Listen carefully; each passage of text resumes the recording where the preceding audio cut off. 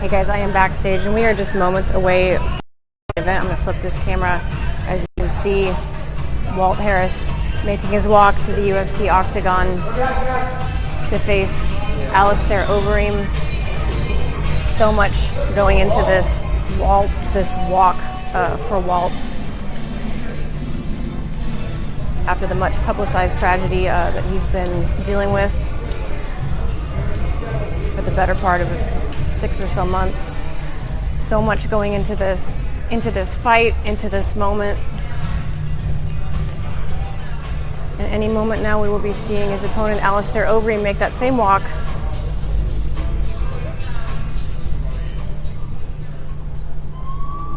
One of the things that makes this matchup so I think is the fact that Alistair Overeem has a pretty dang good ground game, and Walt Harris, that's not his game. Walt's a guy who knocks people out. He has a 100% finishing rate, but when you look at the difference between the experience of these two guys, that's where you really start to see a huge gap. I mean, Alistair Overeem, this will be his 64th professional MMA fight. Just an absolutely unbelievable resume. He has fought every single person in this division. Also a very high finishing rate, which is incredible when you think about the body of work that he has amassed.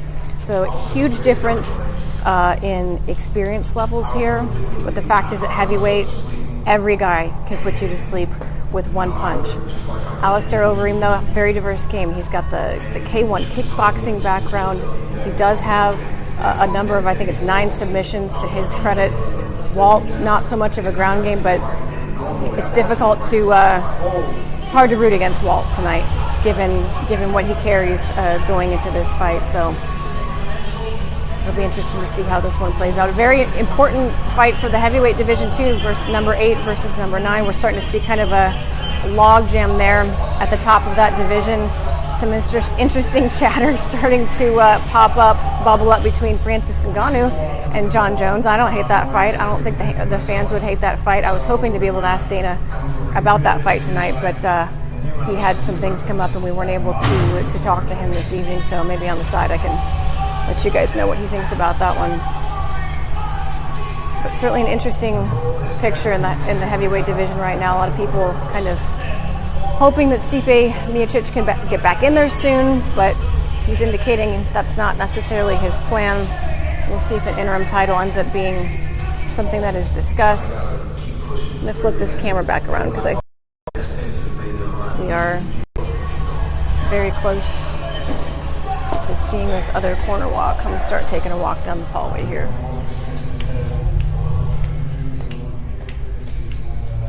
Such a different atmosphere tonight because normally, especially main event time, we'd have a lot more people in the hallway right now. In general.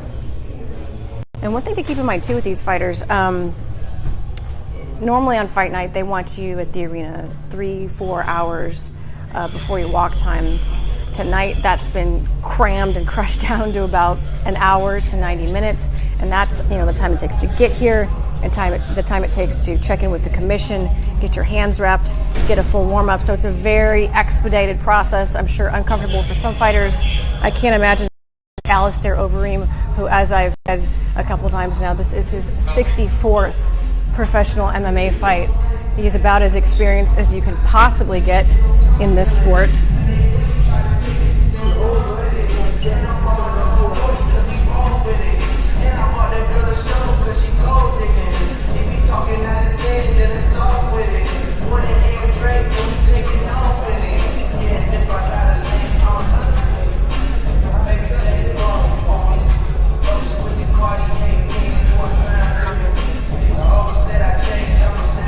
One of the things I think is interesting about Alistair's game that doesn't always get talked about is that he actually has one of the most accurate, actually the most accurate striking percentage in UFC history, which is crazy to think about, especially in the heavyweight division when, as I said, one punch can really change the landscape. When you think about those punches landing with high accuracy, that is a very, very scary proposition.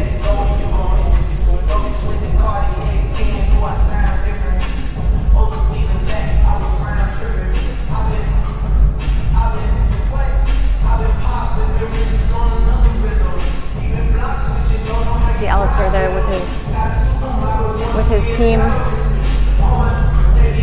One of the things that I find really impressive about him, after he lost to Curtis Blades, he made a point to go train with Curtis Blades, which is something that, a lot of people that are as old school as he is are not necessarily making those adjustments. He went out there, he trained, he added new tools to his game, he got a different look, and has really found a home there. He still trains primarily at Team Elevation, although I know he goes back home to Holland and trains with his home team there as well. But big week for Team Elevation. Justin Gaethje, Drew Dober. It's been a fantastic week for that team, certainly.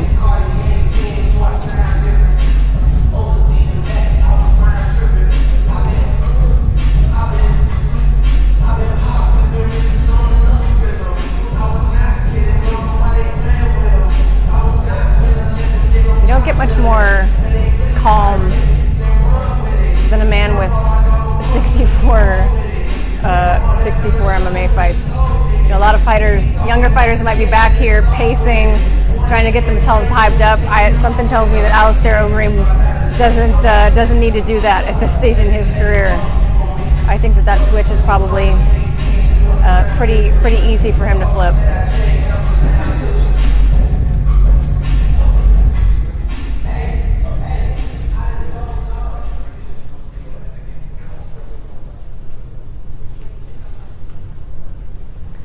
Out of the way because I'm going to be walking this direction any second now.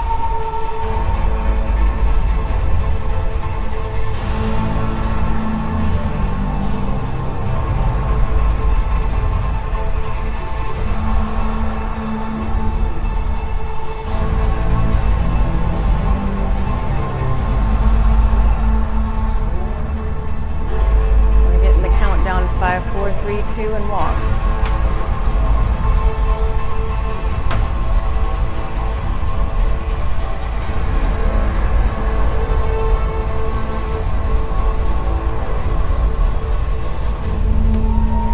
Most decorated strikers, one of the most experienced heavyweights that you will ever see inside the Octagon. Alistair Overeem making the walk tonight. Guys, this is going to be a fantastic main event. 2 heavyweights, a very important fight for this division. One punch can make the decision. This fight's going down in just moments. Find it on ESPN and ESPN Plus, and we'll see you there.